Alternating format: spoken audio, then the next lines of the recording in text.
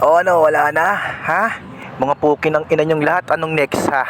Uy, kala ba magaling na yun? Kala ba pinagaling ng mga dalubhasang mga doktor yon, yung si Alex? Eh, parang ganun pa rin naman eh.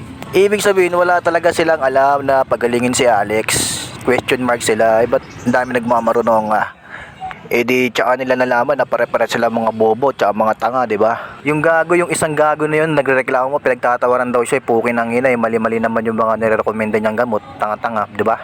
Pupunta-punta sa akin, pukin ng ina, para lang sabihin na wag daw siyang pagtawanan, pukin ng ina niya. Eh pukin ng ina niya eh, paano siya hindi pagtatawan, puta, eh entra-entra sa buhay ko, pukin ng ina, tapos magre-recommenda ng gamot, di naman pala effective, pukin ng ina niya. Sural, tatawanan ko sa gago siya.